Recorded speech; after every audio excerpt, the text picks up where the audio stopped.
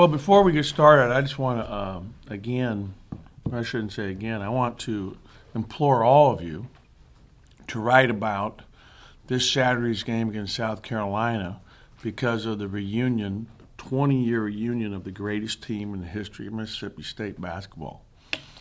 They're going to all be here. They're having a really nice dinner for them the night before for the Final Four team. So you guys should be reaching out and doing stories on Dante and on Eric and on Coach Williams. This should be a big deal. I don't think it's been promoted nearly enough. And I want to make sure we have a packed house here to not only support our team in one of our last two home games, but to me, more importantly, to really show those guys how much they were appreciated by the fans for that special season that is, again, the greatest in the history of this university. And I remember it well. I was a head coach at Northern Arizona during that year and in New York at the Final Four. That was an incredible season. And, the previous year they'd gone to the Sweet 16 and they did it better the next year. And really, really a special group of guys. So I hope that all of our fans will be aware that they're going to be here coming back and they'll be recognized during the game, and that we should all try to do our best to get here and if for no other reason to support them and thank them again 20 years after the fact. And I guess 20 years have gone by pretty quick. Can you just talk about Q's week and how he's progressed? I know for a long time he's kind of been overshadowed by Malik, but you've been talking about him from the beginning and how well he's kind of progressed. Just talk about what he was able to do this past week and get co-freshman of the week. Yeah, he had another great week for us, and he's, like I said from the beginning, I really thought he was going to be a really good player, and he's earned it. He's put the time in. He gets in there extra on his own at night, late at night in the practice gym, and gets up shots. He's really become a good defender. And then you go back and look defensively, for example, over our last two games. Forget about the offense and making the shot, but in the first half, he wasn't guarding Fisher Davis against Vanderbilt. He had 17 points at halftime. Second half, we put him on him. He had 3. Against Alabama, Norris didn't even get a shot off, which is stunning that he didn't get one shot attempt in that game.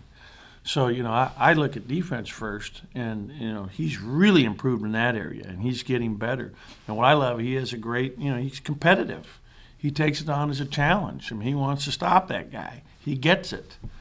And, offensively, he's really grown as a player. He's, and he's still got a lot of room, a lot of ceiling left to really take his game to new levels here in the future.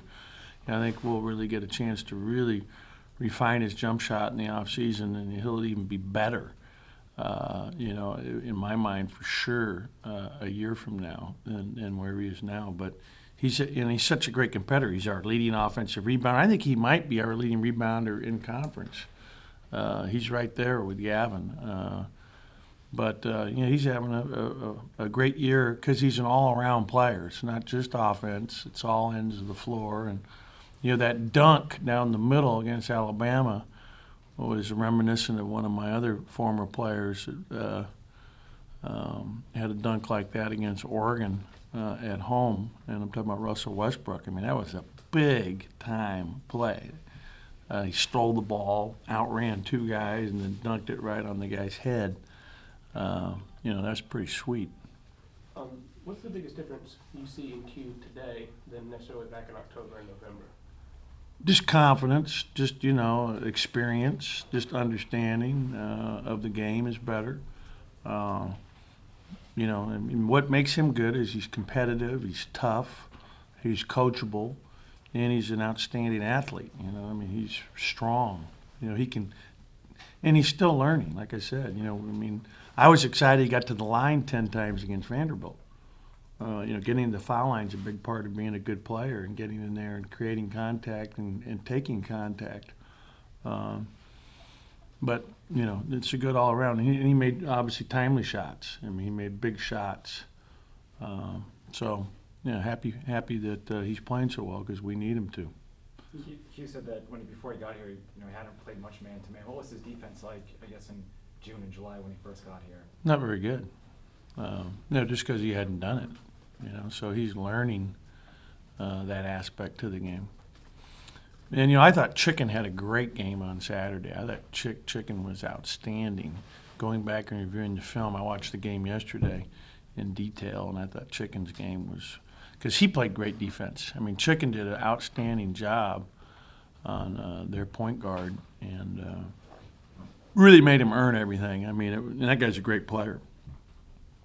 But he, hit big shots, played really under control, made a big-time drive late in the game against the zone that hit Gavin for Gavin's, I think, last basket that, was a huge basket, put us up 5, I think. It was a 3-point game. I mean, he made some big plays, and Gavin made some big plays down the stretch. It's just be nice that we could keep him in the game.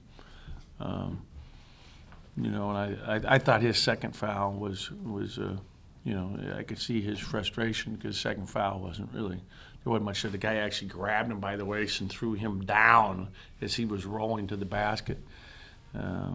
But his third foul was a foul, and he shouldn't have been upset about it. I think he was out of frustration for being double teamed and other things as well. I know as a coach you try to move past games, but how much do you take from that loss against Texas A&M and was so close and your team had a chance to win? How much do you take from that game and I guess some mistakes that you made, kind of correct those for this next one? Well, I mean, the difference between the two games is that in that game we played all zone. This game, hopefully we'll be able to play man for most of the game. Now that's depending on our foul trouble situation. It's depending on whether or not we get Malik back.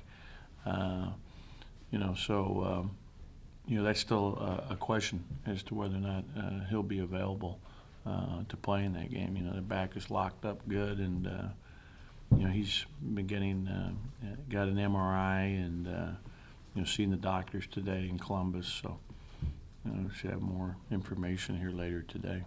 You think it's just kind of clicked for your guys in these last 2 games? Well, I think we were really fortunate against Vandy. I mean, let's get serious. We're down 17 with 14 minutes to go. And made a miraculous comeback because we never quit, we never give up, and we've won 5 of our last 9 games, and that's really, as I look at it, that's a real positive to think that we're playing better here later in the year. I just wish we could have won a couple of those early games at Florida or the A&M game at home, so hopefully, we'll play well. I mean, A&M is really good. Really good. Watching them on film. You look at their numbers. Their freshman center I loved before we played him the first time and love me more now just watching him on film. He had 9 offensive rebounds against Kentucky on Saturday, including the winning offensive rebound that tips it in at the buzzer. Jalen Jones is fantastic. I mean, he's playing phenomenal. And, Caruso and House are outstanding. Collins, they have really good players. And then their bench is really strong. Hogue and Tony Trocha, these guys that come off the bench for him, Gilder, are really good players. That's why they've beaten Iowa State and beaten Texas and beaten Baylor and beaten Gonzaga and just beat Kentucky. I mean, they've got a really good team. So, it doesn't get any easier here for us moving forward. That's the SEC. David, do you have a question? Yeah, Ben, I just wondered, getting back to Quindary, has it surprised you at how versatile he is? It seems like he can guard 1 through 4 and play all 4 positions in offense. I mean, what's that like having him do those things? It's pretty special. I mean, you just said it all. He's guarded 1 through 4, and he's played offense 1 through 4 this year. Not many freshmen have that kind of capability, and I think it says a lot about how smart he is and how skilled he is and how tough he is. At one point late in the game, he was one-on-one with Hale in the post on defense. And, Hale's trying to back him down and bully him, and he won't give him an inch. And Hale went up and took a shot and missed a shot, and we got the ball back. Big possession. I mean, he's tough. And that's what I love most about him. This guy's played through ankle sprains. He is taken hard hits and knocks, and he sprained his ankle in practice last week, and he plays through it. I mean, he's tough, You know, I think if Dan Mullen saw the inside of Q, he'd want him out there for them. You mentioned improved defense being a big reason for the team improving lately. Is there anything specific? I mean, just better discipline. What's getting better? Yeah, well, we're getting better because we've committed to it, and it's like you have to. I mean, you know, and the guy that's hurt most has been Gavin, and you know, Gavin's had some fouls that have been untimely, but a lot of his fouls, and honestly, a couple of years, been on offense. He gets more fouls, it seems like, on offense than he does on defense. If you went back and looked at all the fouls he's had, I'd be real curious to see how many were on the offensive end. You know, reaching for balls or slapping for things that aren't there. You know, that's where he's got to get better. I mean, I thought he did a good job in his minutes.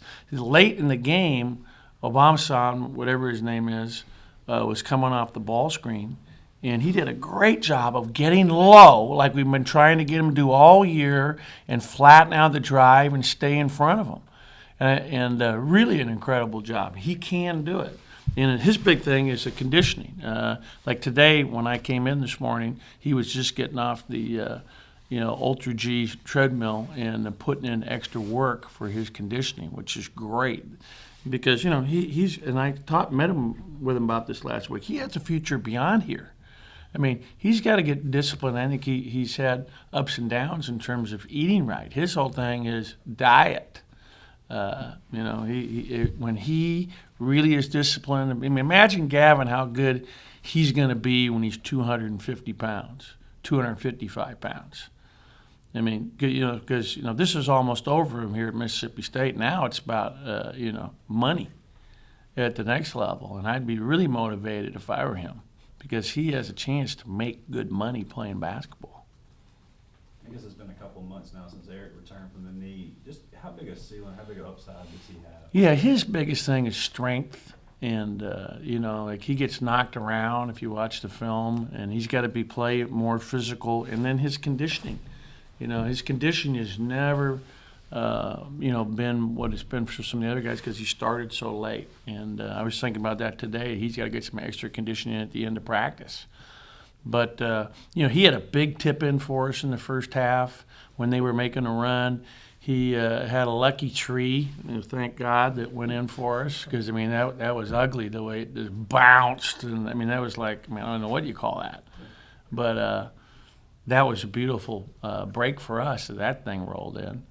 And he did some good things. You know, he gets in foul trouble too easy, but I think he has an incredible upside because of his basketball IQ and feel for the game. He has a great feel, a great IQ for the game, and I think it's important to him. So I think, you know, in the biggest year of growth for a player is between their freshman and sophomore year. I think we're going to see a big bump in this year in the off season for Eric. And the beautiful thing is that knee, and we didn't find this out till after the fact, that knee had been bothering him for like 2 or 3 years. He would never even jump off that leg. So he's healthier now than he's been in years, which has got to be a relief for him. Do you see any frustration from Malik with his injury problems? Yeah, I'm sure he's frustrated. It can't be fun. I mean, think about all the different little, you know, things he's gone through, from, you know, the turf toe to the cramping to now the back. You know, it's frustrating. It's part of it, and you know how you deal with that adversity is everything. How has the defense overall, as a collective man-to-man unit, improved from when you started playing man-to-man at the beginning of the year? You know, I think we're a lot better in terms of pressuring the ball. We're better in terms of our schemes, doubling the post, our rotations. I think we're doing a better job. And, you know, for example, Q is doing a much better job of staying in front of the ball. He would get driven all the time earlier. You know, and the whole key to what I want is whoever is guarding the ball to be able to apply good ball pressure without getting beat. And so that's a tough thing. You know, and that's the thing when you learn and you master how to do that, and you get guys that are really good. Like Chicken has improved a lot in that area.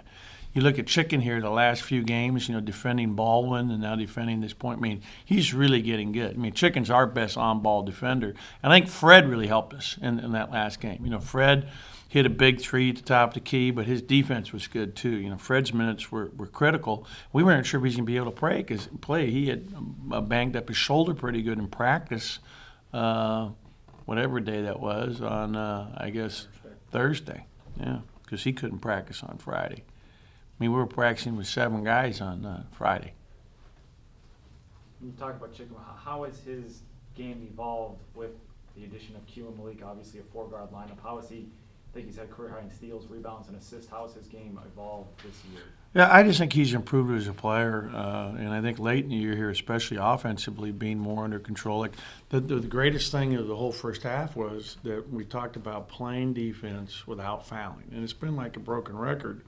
But we've painstakingly watched the film and pointed out, you know, and he's learning and he's getting better. Like to play against that guy and play the first half 19 minutes and not get a foul was a humongous step for Craig Sword, and really excited about that. And he was in the gym today working on a shot on his own. No one called him to come in. He came in. I mean, I think he's having fun playing right now, and it's fun for him.